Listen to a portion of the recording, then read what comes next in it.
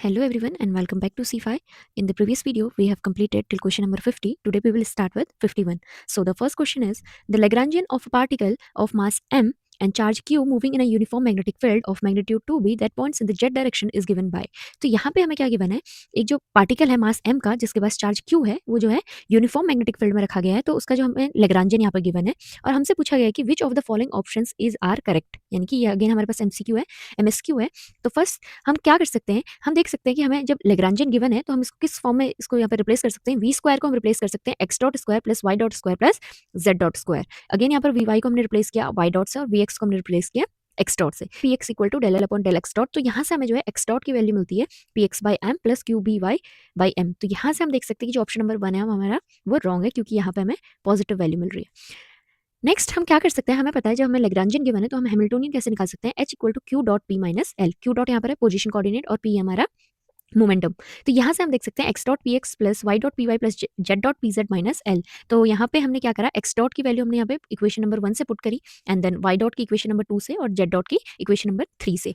फिर हमने लेग्रांजियन की वैल्यू यहाँ पे पुट करी और लेग्रांजियन में भी हमने सेम वही किया, यहाँ पे हमने एक्स डॉट की स्क्वायर की वैल्यू रखी एंड वाई डॉट स्क्वायर की एंड जेड डॉट स्क्वायर की।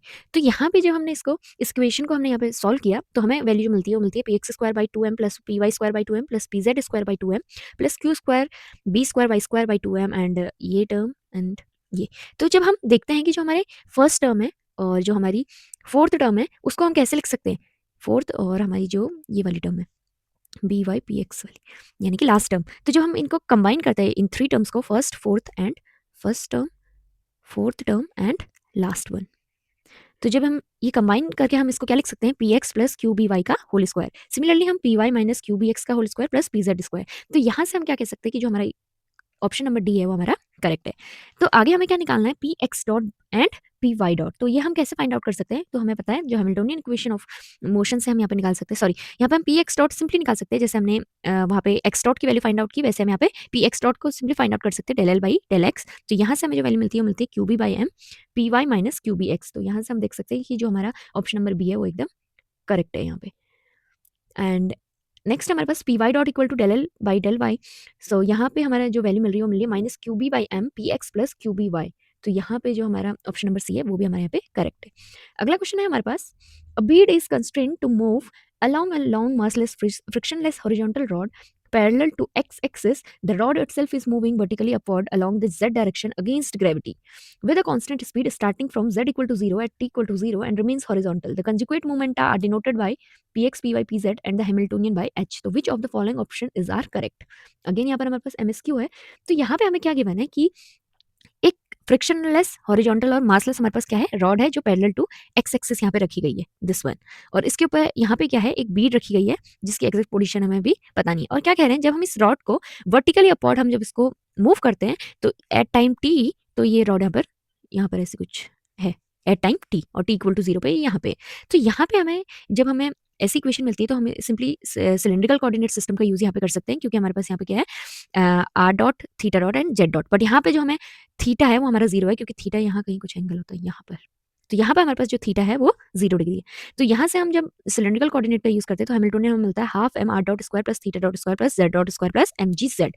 अब यहाँ पर क्या हो रहा है, जो थीटा है वो तो 0 है बट जो जेड है वो टाइम के साथ चेंज हो रहा है। तो जब ऐसी सिचुएशन हमारे पास आती है कि कोई भी कोऑर्डिनेट हमारा टाइम के साथ चेंज होता है तो वहाँ पर हम सिंपली न्यूटन्स थर्ड और इक्वेशन ऑफ मोशन में यहाँ पे यूज कर सकते हैं। तो उसकी वैल्यू, उसका जो फॉर्मुला होता है s equal to u t plus half a t square. तो यहाँ पे हमने जेड की वैल्यू निकाली तो वो क्या है we T minus half G T square. हमने यहाँ पर माइनस इसलिए लिया क्योंकि जो एक्सेलरेशन है वो क्या है अगेंस्ट ग्रेविटी है, तो यहाँ पे इसलिए हमने नेगेटिव साइन का यूज किया। तो यहाँ से आप देख सकते हैं कि जो जेड है और जेड डॉट है वो हमारा क्या है टाइम डिपेंडेंट है। तो जब भी ऐसी सिचुएशन हमें मिलती है जब जो जेड है और जेड डॉट हमारा टाइम डिपेंडेंट है, तो जो हैमिल्टोनियन होता है वो ना ही टोटल एनर्जी का फंक्शन होता है और ना ही वो कंजर्व होता है। तो यहाँ से हम कह सकते हैं कि जो हमारा ऑप्शन नंबर डी है वो हमारा करेक्ट है। अगला क्वेश्चन है हमारे पास, in a one dimensional Hamiltonian system with position q and momentum p consider canonical transformation qp tends to q equal to 1 by small p capital P equal to small q p square, and which of the following options regarding the generating function f is are correct? Again ये हमारे पास MSQ है, तो यहाँ पे हमें क्या given है कि जो कैपिटल Q है उसकी वैल्यू है 1 by small p एंड जो कैपिटल P है उसकी वैल्यू हमारे पास QP स्क्वायर। हमें यहाँ पे देखना है कि जो फंक्शन जनरेटिंग फंक्शन f है उसके रिगार्डिंग कौन सा ऑप्शन हमारे यहाँ पे करेक्ट है। तो सबसे पहले हम ऑप्शन नंबर ए को चेक करते हैं। यहाँ पे ऑप्शन नंबर ए है F1 equal to small q by capital q. तो यहाँ पे जब हम देखते हैं तो जब हम पी निकालते हैं स्मॉल पी, तो यहाँ पे होता है स्मॉल पी सिंपली होता है जो प्रेजेंट है वो होता है equal to del f upon del absent. तो यहाँ पे हमारा क्या है, यहाँ पे पी हमारा जो है एब्सेंट है, F1 पे हम देख सकते हैं, और ये जो हमारा क्यू है ये हमारा प्रेजेंट है। तो यहाँ से आप देख सकते हैं कि जो स्मॉल पी की वैल्यू आ रही है हमारे पास 1 बाई क्यू आ रही है, यानी कि जो कैपिटल क्यू है वो हमारा क्या मिल रहा है 1 बाई पी। एंड जो कैपिटल पी की वैल्यू यहाँ से आ रही है माइनस जो स्मॉल क्यू आपने जेनेटिक फंक्शन में पढ़ा होगा, small Q and capital P R negative, capital P R negative. इस सेंटेंस को आप ऐसे ही जो है रिमेंबर कर सकते हैं। तो यहाँ से हमें जो कैपिटल पी की वैल्यू मिल रही है वो मिल रही है Q by capital Q square, और हमें पता है जो यहाँ पे क्यू की वैल्यू है वो क्या है 1 बाई पी। तो यहाँ से हम लिख सकते हैं क्यू पी स्क्वायर। तो यहाँ से देख सकते हैं कि जो हमारा F1 है वो एकदम करेक्ट है, क्योंकि यहाँ से हमें जो कैपिटल क्यू की वैल्यू मिल रही है 1 बाई पी और कैपिटल पी की वैल्यू मिल रही है हमारे स्मॉल क्यू पी स्क्वायर। अगला है हमारे पास F2 equal to root p q. तो यहाँ से हम देख सकते हैं जब हम F2 के लिए निकालते हैं तो यहाँ पे जो है जो हमारा एब्सेंट है वो क्या है स्मॉल पी। तो स्मॉल पी हम यहाँ से निकाल सकते हैं del F2 by del q. तो यहाँ से जो स्मॉल पी की वैल्यू हमें मिल रही है root P upon 2Q। And जो जब हम कैपिटल क्यू निकालते हैं तो यहाँ से हमें जो कैपिटल क्यू की वैल्यू मिल रही है वो क्या मिल रही है q upon root q upon 4P। तो ये जो है मैच नहीं कर रही है यहाँ पे, क्योंकि हमें जो कैपिटल क्यू है वो 1 बाई पी चाहिए, पर यहाँ पर हमारा जो ऑप्शन है वो मैच नहीं हो रहा, तो यहाँ से ऑप्शन नंबर बी हमारा रॉन्ग है। अगला ऑप्शन है हमारे पास F3 equal to 2 small p upon capital q. तो यहाँ से जब हम स्मॉल क्यू की वैल्यू निकालते हैं तो वो मिलती है minus del F3 upon del p. तो यहाँ से -2 बाई क्यू मिल रहा है, और कैपिटल पी की वैल्यू हमारे पास मिली है -2 capital p upon capital Q square. तो यहाँ से जो है ये ऑप्शन भी हमारा रॉन्ग है, क्योंकि हमें जो है कैपिटल क्यू की वैल्यू यहाँ से हमें जो है 1 बाई पी नहीं मिल रही है। अगला ऑप्शन हमारे पास F4 equal to capital p upon small p. तो जब हम F4 की वैल्यू यहाँ पे निकालते हैं तो जो स्मॉल क्यू की वैल्यू हमारे पास आ रही है वो आ रही है minus capital p upon p square, and जो कैपिटल क्यू की वैल्यू आ रही है वो आ रही है हमारे पास 1 बाई स्मॉल पी। तो क्यू तो हमारा यहाँ पे सही आ रहा है, बट जो हमारा स्मॉल क्यू है वो हमारा रॉन्ग आ रहा है यहाँ पे। तो ये जो है ऑप्शन नंबर डी भी हमारे यहाँ पे रॉन्ग है। अगला क्वेश्चन है हमारे पास the energy of a free relativistic particle of rest mass m moving along x axis in the one dimension is denoted by t when moving in a given potential vx its Hamiltonian is t plus v. In the presence of potential its speed is v conjugate momentum p and the Lagrangian L, then which of the following is r correct. Again MSQ। तो यहाँ पे हमें जो है free relativistic particle की बात करिए, और हमें पता है जो रिलेटिविस्टिक पार्टिकल होता है ये जो है एक स्टैंडर्ड केस होता है। यहाँ पे जो हमें लेग्रांजियन की वैल्यू मिलती है वो मिलती है minus MC square root 1 minus v square upon सी स्क्वायर माइनस वी एक्स। तो यहाँ से हम देख सकते हैं कि जो हमारा ऑप्शन नंबर डी है वो एकदम करेक्ट है, और जो हैमिल्टोनियन की वैल्यू यहाँ से मिलती है तो वो हम देख सकते हैं C square root M square plus P square upon सी स्क्वायर प्लस वी एक्स। तो यहाँ से जो ऑप्शन नंबर ए है हमारा वो भी हमारा यहाँ पे करेक्ट है। नेक्स्ट हमें जो है वी दे रखी है, यानी कि जो है पोटेंशियल हमें यहाँ पे गिवन है, तो उसका जो पोटेंशियल होता है उसकी वैल्यू हमें यहाँ पे क्या मिलती है v square equal to p square c square upon p square plus m square c square. तो यहाँ से हम देख सकते हैं कि जो ऑप्शन नंबर बी है वो भी हमारा करेक्ट है। तो यहाँ से A B and D option are correct. अगला क्वेश्चन है हमारे पास consider the integral I equal to 1 upon 2 pi I close integral z4 minus 1 upon z minus a by b z minus b upon a dz. Z is a complex variable, a and b are positive real numbers and the integral is taken over a unit circle. तो यहाँ से इसका ये जो है बहुत important है, यहाँ से हमें पता लगता है कि जो रेडियस है वो सर्कल की वो कितनी है 1 with centre at the origin which of the following option is are correct. Again यहाँ पर MSQ है, बट यहाँ पर हम मेरे पास ऑफिशियल आंसर किया है, तो मुझे पता है कि जो ऑप्शन नंबर सी है वो करेक्ट है। तो यहाँ मैंने सिर्फ ऑप्शन नंबर सी को यहाँ पे मैंने चेक किया है। तो यहाँ से मैंने क्या करा है, जो हमें पता है रेसिड्यू जो क्लोज्ड इंटीग्रल का रेसिड्यू होता है वो होता है 2 पाई आई इंटू फंक्शन का रेसिड्यू। तो यहाँ पर क्या होगा जब हम देखते हैं सिंगुलर पॉइंट्स, हम जब FZ से सिंगुलर पॉइंट्स निकालते हैं तो वहाँ से मैं जब ऑप्शन नंबर सी से ए की वैल्यू 2 रखती हूँ एंड बी की वैल्यू 1 रखती हूँ ऑप्शन नंबर सी से, तो यहाँ पे मुझे क्या मिल रहा है जो सिंगुलर पॉइंट्स हैं वो मुझे क्या मिलते हैं z equal to 2 and z equal to half. But यहाँ पे जो सर्कल है उसका जो रेडियस है वो कितना है, वो यूनिट सर्कल है। तो यहाँ पे जो z इक्वल टू 2 है वो इनसाइड लाई नहीं करता है, सिर्फ z इक्वल टू हाफ यहाँ पे लाई करेगा। तो हम सिर्फ इसी का ही हम रेसिड्यू यहाँ पे फाइंड आउट करेंगे। तो जब हम z इक्वल टू हाफ करें रेसिड्यू फाइंड आउट करते हैं तो z माइनस हाफ हमारे यहाँ पर क्या है सिंपल पोल है। क्यों? क्योंकि जो यहाँ पर है जब हम हाफ यहाँ पे वैल्यू पुट करते हैं तो ये जो है न्यूमरेटर है उसको कोई प्रॉब्लम नहीं है, यानी कि ये न्यूमरेटर भी जो हमारा जीरो नहीं हो रहा है, और जो डिनोमिनेटर है उसमें भी यहाँ पे कोई प्रॉब्लम नहीं है। तो यहाँ से हम देख सकते हैं जो z माइनस हाफ है वो हमारा सिंपली सिंपल पोल है। तो सिंपल पोल का रेसिड्यू हम निकालते हैं z minus half equal to into function, जो हमें फंक्शन गिवन है। तो यहाँ से z माइनस हाफ और z माइनस हाफ हमारा कैंसिल आउट हो जाता है, और z इक्वल टू जब हम हाफ वैल्यू रखते हैं तो यहाँ से जो हमें रेसिड्यू की वैल्यू मिलती है वो मिलती है 5/8, और यहाँ से जो हमारा 2 पाई आई इंटू 2 पाई है वो हमारा कैंसिल आउट हो जाएगा। तो यहाँ से जो है हमारा ऑप्शन नंबर सी हमारा जो है करेक्ट है। और आपको पता होगा जब रेसिड्यू जो है क्लोज इंटीग्रल की हम बात करते हैं तो वो हमेशा 2 पाई आई से इंटू होता है। A neutral conducting sphere of radius r is placed in a uniform electric field of magnitude E naught. The points along the z-axis, the electrostatic potential at any point r outside the sphere is given by V r theta equal to V naught minus E naught r 1 minus capital R cube upon R cube cos theta. Which of the following option is r correct? तो again यहाँ पर M S Q है हमारे पास, तो यहाँ पे हमें क्या दिया है, एक जो है न्यूट्रल कंडक्टिंग स्फेयर है जिसकी जो रेडियस है वो कितनी है, जिसकी रेडियस है आर, और जो है यूनिफॉर्म इलेक्ट्रिक फील्ड में रखा गया है, जो कि यूनिफॉर्म इलेक्ट्रिक फील्ड है ई नॉट, और वो कौन सी डायरेक्शन में है, जेड एक्सिस में है इलेक्ट्रिक फील्ड। तो यहाँ पे हमसे पूछा गया और हमें जो है यहाँ पे इलेक्ट्रोस्टैटिक पोटेंशियल की गिवन है, वी आर थीटा यहाँ पे हमें गिवन है। तो यहाँ हमसे पूछा गया कि कौन सा ऑप्शन यहाँ पर करेक्ट होंगे।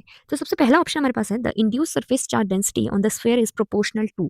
तो आपको पता है जब हम कंडक्टिंग स्फेयर को किसी भी यूनिफॉर्म इलेक्ट्रिक फील्ड में रखते हैं तो जो उसका सरफेस चार्ज डेंसिटी का फॉर्मूला होता है हमारे पास, वो होता है minus epsilon naught d v upon d r.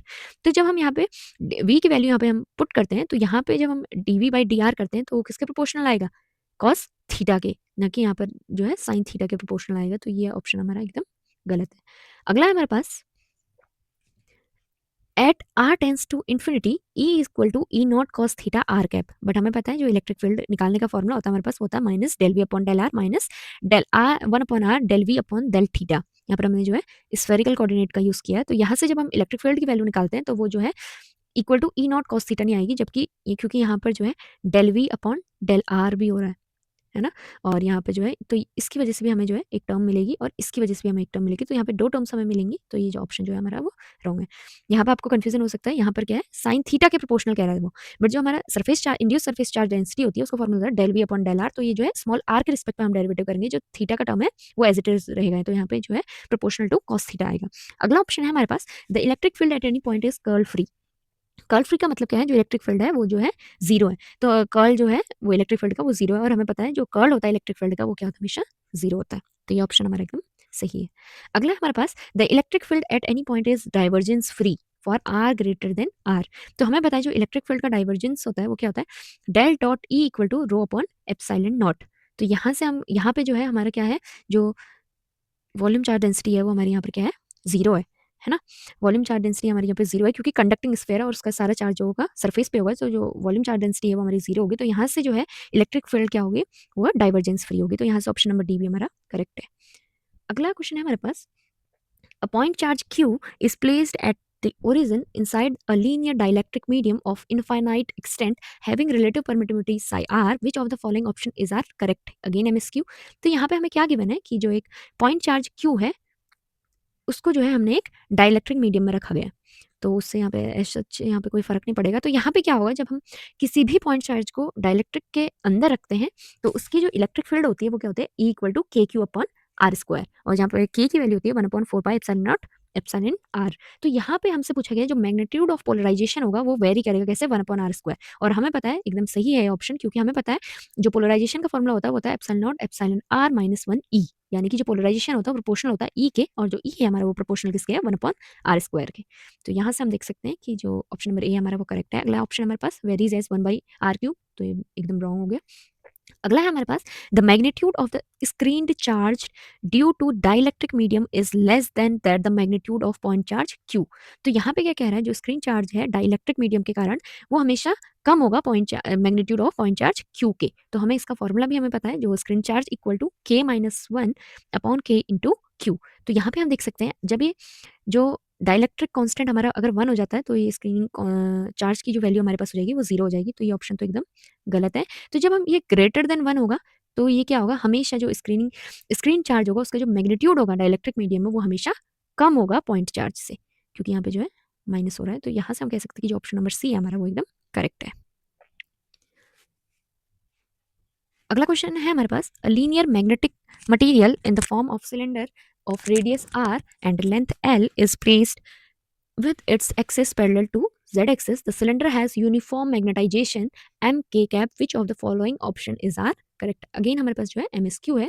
तो यहाँ पे हमें क्या गिवन है कि जो एक लीनियर मैग्नेटिक मटेरियल है हमारे पास जो कि इन द फॉर्म ऑफ सिलेंडर है, जिसकी जो रेडियस है वो कितनी है, r है, और हमें बोला गया है कि जो उसकी लेंथ है वो कितनी है, l है, और वो जो है जेड एक्सिस के पैरेलल रखा गया है, और जो उसकी यूनिफॉर्म मैग्नेटाइजेशन है उसमें वो कौन सी डायरेक्शन में है, एम के कैप।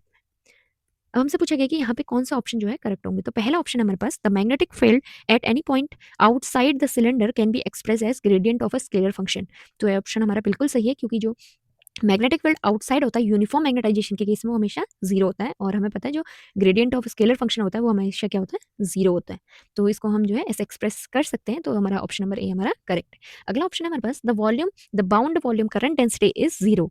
तो हमें पता है जो यूनिफॉर्म मैग्नेटाइजेशन होता है उसका जो वॉल्यूम करंट डेंसिटी होती है वो हमेशा क्या होती है, जीरो होती है। तो ये ऑप्शन भी हमारा एकदम करेक्ट है। अब नेक्स्ट है हमारे पास, the surface current density on the curved surface is non zero and the surface current density on the flat surface is are non zero. तो यहाँ पे क्या बोला गया है, जो सरफेस चार्ज डेंसिटी है कर्व्ड सरफेस में, इस वाली सरफेस में जो है वो नॉन जीरो है, और या जो फ्लैट सरफेस है यानी कि ये वाली सरफेस में जो है नॉन जीरो है।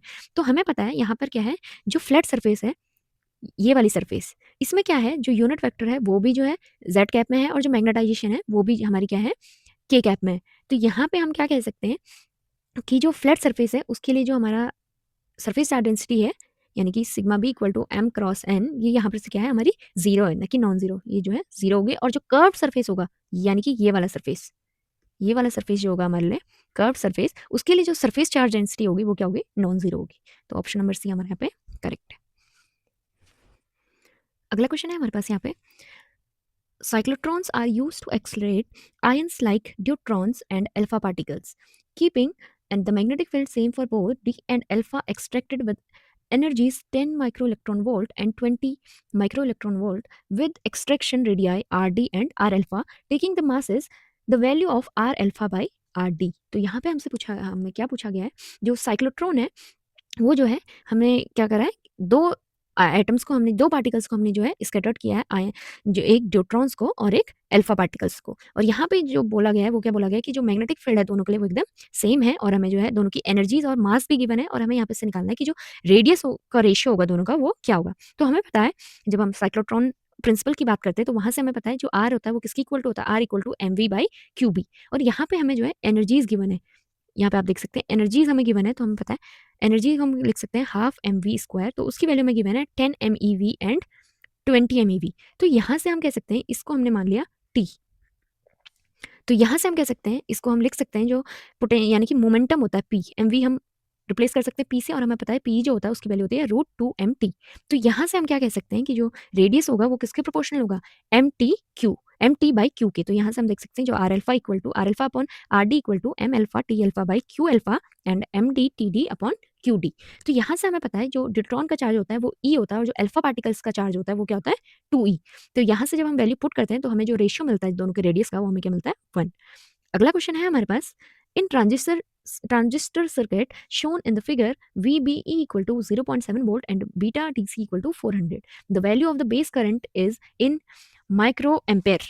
तो यहाँ से हमें क्या पूछा गया है कि एक हमें सर्किट गिवन है जिसमें VBE की वैल्यू और हमें बीटा की वैल्यू दी गई है, और हमें पूछा कि बेस करंट होगा वो क्या होगा माइक्रो एम्पेयर में। तो हम जब ये वाला लूप हम कंसिडर करते हैं, लूप 1 जो मैंने यहाँ पे मेंशन किया है, तो वहाँ से हम लिख सकते हैं -10 plus I b into 100 plus we B e plus I into 1 equal to 0। तो यहाँ पे जो हमने केसीएल का यूज़ यहाँ पे हमने किया है, तो यहाँ पे हम देख सकते हैं कि जो आई ई होता है वो किसके इक्वल टू होता है, आई बी प्लस आई सी। तो यहाँ से हम जो है आई ई की वैल्यू निकाल सकते हैं। अब यहाँ पे इस वैल्यू को हम किस में पुट कर सकते हैं, इक्वेशन नंबर 1 में हम यहाँ पे पुट कर सकते हैं। तो हम देखते हैं कि जब हम इसकी वैल्यू यहाँ पे पुट करते हैं तो -10 plus 100 I B plus we B E हमें गिवन है 0.7 प्लस 400 आई बी जो अभी हमने यहाँ पे निकाली आई की वैल्यू एंड इंटू 1। तो यहाँ से जब हम आई बी की वैल्यू निकालते हैं तो वो आती है 9.3 बाई 501। अब हमसे पूछा गया कि माइक्रो एम्पेयर में उसकी वैल्यू क्या होगी। तो आपने यहाँ पे नोटिस किया होगा कि हमें जो ये वैल्यू गिवन है रेजिस्टेंस की वो कितनी है, किलो ओम में गिवन है। यहाँ पे आप देख सकते हैं किलो ओम में गिवन है, तो हमने उसको क्या है जो 501 को हमने जो है 10 टू द पावर 3 से इंटू किया, और हमें यहाँ पे माइक्रो एम्पेयर में आंसर पूछा गया है तो हमने इंटू और divide 10 into 10 to the power 3 से हमने यहाँ पे जो है इंटू और डिवाइड किया। तो यहाँ से जो हमें आई बी की बेस करंट की वैल्यू मिलती है वो मिलती है 18.6 माइक्रो एम्पेयर। तो यहाँ से हम कह सकते हैं कि जो इसकी वैल्यू होगी वो होगी 18.56 माइक्रो एम्पेयर। अगला क्वेश्चन है हमारे पास, consider the set of 1x square an orthonormal basis in x tends to belongs to -1 to 1 is formed from these three terms where the normalization of the function fx is defined via this. If the orthonormal basis set is this then the value of n is। तो हमें यहाँ पे क्या given है, हमें जो है एक इंटीग्रल गिवन है जो कि जो है एक सेट को यहाँ पे हमें दिया गया है जो कि है 1x एक्स स्क्वायर का, और यहाँ पे बोला गया है कि जो x है वो किससे बिलोंग करता है -1 to 1, और यहाँ पे हमें जो है ऑर्थोनॉर्मल जो बेसिस सेट है वो भी हमें यहाँ पे गिवन है, और हमसे पूछा गया है कि इसकी वैल्यू यहाँ पे क्या होगी इस इंटीग्रल की। तो यहाँ पे जो ये टर्म है ब्रैकेट में fx, तो ये जो होती है ये हमने पढ़ा होगा, आपने पढ़ा होगा यहाँ पे जो है ये होती है ग्रेटेस्ट इंटीजर वैल्यू। तो यहाँ से जब हम इसकी वैल्यू रखते हैं ग्रेटेस्ट इंटीजर वैल्यू जो कि है यहाँ पर 1/2 √21/n 5x स्क्वायर माइनस 3, तो जब हम इस फंक्शन की वैल्यू यहाँ पर रखते हैं तो हमें क्या वैल्यू मिलती है 21/n इंटू 1/2 का स्क्वायर यहाँ पे 4, तो 21/4n यहाँ पे बाहर निकाल लिया हमने, और हमें ब्रैकेट में मिला -1 to 1 x square 5x square minus 3 whole square dx। तो जब हमने इस वैल्यू को यहाँ पे ब्रैकेट को ओपन किया और a माइनस बी का होल फॉर्मूला लगाया तो यहाँ पे हमें ये वैल्यू मिलती है, और जब हम ब्रैकेट यहाँ पे इंटू करेंगे तो यहाँ पे हमें फर्स्ट में मिलेगी, फर्स्ट टर्म है x की power 6 and second term 9x square, और ये मिलेगा -30x4। तो जब हमने इस वैल्यू को इस ब्रैकेट को यहाँ पे हमने इंटीग्रेट किया तो यहाँ पे हमें जो वैल्यू मिलती है वो मिलती है 21/4 and 25/7 into 2 plus 9/3 into 2 minus 30/5 into 2 equal to 1। तो यहाँ से जब हम जो है n की वैल्यू निकालते हैं तो हमें जो n की वैल्यू मिलती है वो यहाँ पर क्या मिलती है, तो 6। तो यहाँ पे जो हमारी वैल्यू ऑफ n आई वो हमारे जो है 6 है। अब अगला क्वेश्चन है हमारे पास यहाँ पे, the Hamiltonian of one dimensional system with mass m and position q and momentum p is given by this, and if m q double dot equal to -5q a function of q then dA by dq equal to n a q by q the value of n is. तो हमसे पूछा गया है यहाँ पर जो n है उसकी वैल्यू क्या होगी, तो यहाँ पे सिंपली हम जो है हैमिल्टोनियन इक्वेशन ऑफ मोशन निकालते हैं। तो यहाँ से जब q डॉट की वैल्यू निकालते हैं वो होती है del h upon del p, तो यहाँ से हम सिंपली देख सकते हैं जो स्मॉल p की वैल्यू हमारे पास आती है वो आती है mq डॉट। यहाँ जब हम p स्मॉल p डॉट निकालते हैं वो होता है minus del h upon del q, तो सिंपली यहाँ से जो है हमें ये वैल्यू मिलती है। अब जो p डॉट है उसको हम क्या लिख सकते हैं, यहाँ पे हमें जब p हमने निकाला तो वो है mq डॉट, तो p डॉट सिंपली यहाँ से हो जाएगा mq डबल डॉट। तो यहाँ से जो इक्वेशन नंबर 1 से जब हम यहाँ पे पी डॉट की वैल्यू पुट करते हैं तो हमें मिलता है m q double dot equal to -2qa function of q minus q square del a upon del q. तो यहाँ से हम देख सकते हैं जो एम क्यू डबल डॉट है उसकी वैल्यू हमें यहाँ पे गिवन है क्वेश्चन में। तो यहाँ जब हम इसकी वैल्यू पुट करते हैं तो हमें ये इक्वेशन मिलती है, और ये इक्वेशन जो है एग्जैक्ट इस वाली इक्वेशन में करती है जो हमें क्वेश्चन में दी गई है। यहाँ से हम कह सकते हैं कि जो स्मॉल एन की वैल्यू है वो कितनी है 3, तो यहाँ पर जो है एन की वैल्यू हमारी 3 आती है। अगला क्वेश्चन है हमारे पास, a system of 5 identical non-interacting particles with mass m and spin 3/2 is confined in a one-dimensional potential well of length L. If the lowest energy of the system is this, then the value of n is। तो हमें यहाँ पे क्या बोला गया है कि हमारे पास जो है 5 आइडेंटिकल पार्टिकल्स हैं जिसका मास m है और जो उसकी स्पिन है वो कितनी है 3/2। तो जो हमें स्पिन गिवन है तो हम निकाल सकते हैं कि जो उसकी मल्टीप्लिसिटी होगी वो कितनी होगी 2s+1। तो यहाँ से हम देख सकते हैं कि जो है एक लेवल में कितने एटम यहाँ से आ सकते हैं। तो यहाँ से हम देख सकते हैं कि जो n इक्वल टू 1 लेवल है लोवेस्ट एनर्जी लेवल, उसमें हमारी जो है 4 पार्टिकल्स यहाँ पे हमारे आ सकते हैं। तो जब हम 4 पार्टिकल्स यहाँ रखते हैं और जो एक पार्टिकल होगा जो बचा वो हम n इक्वल टू 2 स्टेट पे रखेंगे, और जब भी हम यहाँ पे एनर्जी निकालते हैं तो हमें पता है वन डायमेंशनल की जो एनर्जी होती है वो होती है n square pi square h cut square upon 2ml square. तो n यहाँ पे हमें जो है फर्स्ट एनर्जी लेवल जो हमारी ग्राउंड स्टेट एनर्जी लेवल है n इक्वल टू 1, उसमें जो है 4 पार्टिकल्स हैं और एक पार्टिकल हमारा 2 square into pi square h cut square upon 2ml square. तो जब हम इसको सॉल्व करते हैं तो हमें यहाँ से जो है n की वैल्यू जो मिलती है वो 8 मिलती है। हमने यहाँ पे जो है 2 को कैंसिल आउट नहीं किया क्योंकि जो हमें क्वेश्चन में गिवन था वो इस फॉर्म में गिवन था, तो इसलिए हमने यहाँ पे से इसको कैंसिल आउट नहीं किया। तो यहाँ से हमें जो n की वैल्यू मिलती है वो कितनी मिलती है 8। अगला क्वेश्चन है हमारे पास, a wheel of mass 4m and radius r is made up of a thin uniform distribution of mass 3m at the rim and a point mass m in the center. The spokes of the wheel are massless. The center of the mass of the wheel is connected to the horizontal massless rod of length 2r with one end fixed at O shown in the figure। तो यहाँ पे हमें क्या बोला गया है कि हमारे पास जो है एक व्हील है जिसका जो मास है वो कितना है 4m टोटल मास है, और जो 3m मास है वो क्या है उसकी रिम का मास है, और जो m है वो अंदर जो है पॉइंट मास जो सेंटर पे रखा गया है उसका जो मास है वो कितना है m। तो यहाँ पे हमें क्या गिवन है, जो डिस्टेंस गिवन है हमें जो हॉरिजॉन्टल रॉड है हमारी और जो व्हील की डिस्टेंस है वो कितनी गिवन है हमें 2r, और क्या बोला गया है जो the wheel rolls without slipping in the horizontal ground with angular speed omega. तो यहाँ हमसे बोला गया है कि जो व्हील है वो क्या कर रहा है रोल कर रहा है विदाउट स्लिपिंग, और एक कौन सी कितनी एंगुलर स्पीड से रोल कर रहा है ओमेगा। और हमें पूछा गया है कि यहाँ पे जो dl/dt की वैल्यू होगी उसमें जो n होगा वो क्या होगा। तो यहाँ हम सिंपली देख सकते हैं जो यहाँ पे जो लीनियर वेलोसिटी होगी व्हील की वो कितनी होगी 2r ये डिस्टेंस इंटू ओमेगा। तो यहाँ से हम देख सकते हैं लीनियर वेलोसिटी हमारे पास आती है 2r ओमेगा, और हमें पता है जो v होता है velocity equal to r into omega. यहाँ से हम जो है ओमेगा की वैल्यू निकालते हैं तो वो कितनी आती है 2 ओमेगा। अब हमें पता है जो एंगुलर मोमेंटम होगा वो किसकी वजह से होगा, हमें पता है जो dl/dt होगा वो कितना होगा ओमेगा, जिस स्पीड से जो जिस एंगुलर स्पीड से वो जो है यहाँ पे रोल कर रहा है, और जो हमारे पास स्पिन होगी उसके जो प्रोडक्ट होगा वो हमें क्या देगा, dl/dt। तो यहाँ से हम सिंपली देख सकते हैं जो ओमेगा होगा वो l होगा, और जो यहाँ पे एंगुलर मोमेंटम आता है वो क्या आता है, आई ओमेगा, और जो इनर्शिया होगा वो किसका होगा, मोमेंट ऑफ इनर्शिया। अब यहाँ पे एक ध्यान देने वाली बात है, जो पॉइंट मास m जो हमने सेंटर पे रखा है उसका जो है यहाँ पे कोई भी रोल नहीं होगा मोमेंट ऑफ इनर्शिया में, क्योंकि वो जो है ना ही ग्राउंड के साथ कोई मूवमेंट है, वो बस क्या हो रहा है, रिम जैसे जैसे मूव कर रही है ग्राउंड के साथ, यानी कि रोल कर रही है, वैसे वैसे जो है वो वहाँ पे फिक्स्ड है, तो उसका कोई रोल नहीं है। तो यहाँ पे हमारे पास जो मास है वो सिर्फ क्या है, रिम का मास है, यानी कि 3m, और जो बीच में रखा है वो जो है पॉइंटलेस मास का, उसका यहाँ पे कोई रोल नहीं होगा। तो यहाँ पे हमें पता है जो इनर्शिया होता है, मोमेंट ऑफ इनर्शिया रिंग का, वो कितना होता है, mr², और हमें पता है जो m है यहाँ पे वो कितना है, 3m। तो यहाँ से हम सिंपली dl/dt की वैल्यू जो मिलती है वो मिलती है 6mr² ओमेगा स्क्वायर। तो यहाँ पे n की वैल्यू हमें जो मिलती है वो क्या मिलती है, 6। अगला क्वेश्चन है हमारे पास, a figure shows an op amp circuit with a 5.1 volt Zener diode in the feedback loop. The op amp run with plus minus 15 volt supplies. If a 1 volt signal is applied in the input, the output voltage. तो हमें यहाँ पे जो है op amp circuit दिया गया है और हमें यहाँ पे V out की वैल्यू निकालनी है। तो हम इस लूप में सिंपली क्या देख सकते हैं, यहाँ पे जो है जब हम केसीएल अप्लाई करते हैं तो यहाँ पे जब 1 वोल्ट गिवन है तो हमें पता है ओप एम्प के केस में क्या होता है, यहाँ पे भी जो है उसका 1 वोल्ट यहाँ पे जो है करंट सप्लाई होगी, तो यहाँ वोल्टेज, तो यहाँ पे हमें जो है जब यहाँ पे 1 वोल्ट हमें मिलता है सिग्नल, तो यहाँ पे जब हम केसीएल अप्लाई करते हैं तो ये होगा 1 माइनस, ये ग्राउंड है तो 0 अपॉन रेजिस्टेंस कितना है, 1 किलो ओम, प्लस यहाँ पे क्या है 1 kilo ohm 1 plus 5.1 volt minus क्या हो जाएगा हमारा वी आउटपुट अपॉन ये 1 किलो ओम हमें यहाँ से मिलता है, और ये 1 हमें कहाँ से मिला, ये वाला जो 1 है वो हमें पता है यहाँ से, यहाँ पे अगर 1 वोल्ट है तो यहाँ पर भी 1 वोल्ट। तो यहाँ से हम देख सकते हैं कि जो हमें वी आउटपुट वोल्टेज मिलता है वो कितना मिलता है, 7.1 वोल्ट। तो ये सारे क्वेश्चंस थे जो गेट 2025 में आए थे, और अगर आपको कोई भी डाउट आता है तो आप मुझे कमेंट सेक्शन में बता सकते हैं, और अगर आपको वीडियो अच्छी लगी होगी तो please like share and subscribe. Thank you so much.